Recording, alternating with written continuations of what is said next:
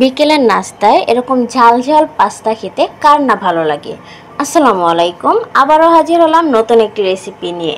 আজকের পর্বে আপনাদের সাথে শেয়ার করব খুবই সহজ ও ঝটপট উপায়ে বিকেলে তৈরি করে নিতে পারবেন এই ঝাল ঝাল নাস্তাটি।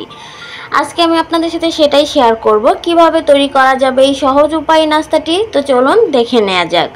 প্রথমে আমি প্যানে পরিমাণ মতো পানি গরম করে নিয়েছি। এবার এর মধ্যে আমি দিয়ে দিলাম কয়েক প্রকারের পাস্তা। এখানে আপনারা চাইলে যে কোনো এক প্রকারের পাস্তাটাও ব্যবহার করতে পারেন। আজকে আমি এই পাস্তাটা মিক্সড পাস্তা দিয়েই তৈরি করব। তো সেদ্ধ করার জন্য আমি এখানে পরিমাণ মতো লবণ দিয়ে দিলাম। আপনারাও লবণটা প্রয়োজন অনুযায়ী দিয়ে দিতে পারেন। তো ফুটে উঠলে এরকম বলক আসলে যখন 80% সেদ্ধ হয়ে যাবে তখন এটাকে আমি নামিয়ে ছেঁকে নিব। এবার আমি প্যানে পরিমাণ মতো তেল গরম করে নিয়েছি। এবার আমি একটি ডিমকে ঝুরি করে নিব। তো তেলটা গরম হয়ে গেলে আমি এখানে ডিমটা দিয়ে এবার একটু নেড়ে চেড়ে ঝুরি করে নিচ্ছি। তো এই তো ভাজা হয়ে গেলে এবার আমি ডিমটাকে তুলে রেখে দেব একটা সাইডে।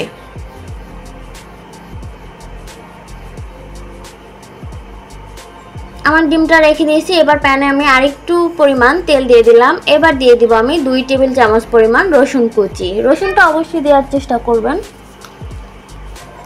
রসুনটাকে দিয়ে আমি খুব সুন্দর করে একটু নেড়ে চেড়ে 2 মিনিটের মতো ভেজে নিব। ভাজা হয়ে গেলে এবার আমি এর মধ্যে দিয়ে দিব পেঁয়াজ কুচি।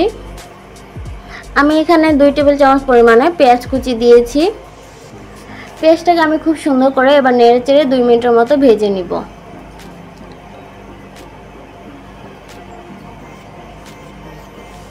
এই তো আমার পেঁয়াজটাও ভাজা হয়ে এসেছে। এবার আমি এর মধ্যে দিয়ে দেব পরিমাণ মতো মরিচের গুঁড়ো। এখানে আমি ঝালটা একটু বেশি পরিমাণে ব্যবহার করেছি। এবার দিয়ে দিলাম হাফ চা চামচ হলুদের গুঁড়ো, হাফ চা চামচ ধনিয়ার গুঁড়ো এবং হাফ চা চামচ ভাজা জিরার গুঁড়ো দিয়ে আমি সবগুলো মশলা খুব সুন্দর করে কষিয়ে নিব।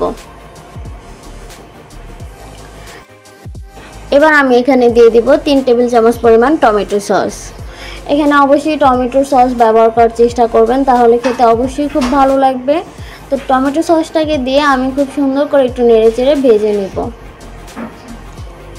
এই তো আমার মশলাটা কষানো শেষ। এবার আমি আগে থেকে সেদ্ধ করে রাখা পাস্তাটা এর মধ্যে দিয়ে দিব। পাস্তাটাকে দিয়ে খুব বেশি একটা জাল করার প্রয়োজন নেই। 5 থেকে 10 মিনিটের মতো একটু নেড়ে চেড়ে নিলেই হয়ে যাবে।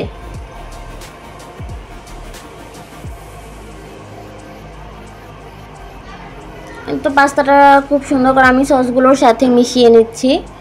তো এভাবে মেশাতে মেশাতে রান্নাটা হয়ে যাবে। তো এবার আমি আগে থেকে যে ডিমটা ভেজে রেখেছিলাম এর মধ্যে সেই ডিমটাকে দিয়ে দিলাম। ডিমটা দিয়ে আমি আরও 2 মিনিটের মতো একটু নেড়ে চেড়ে মিশিয়ে নেব।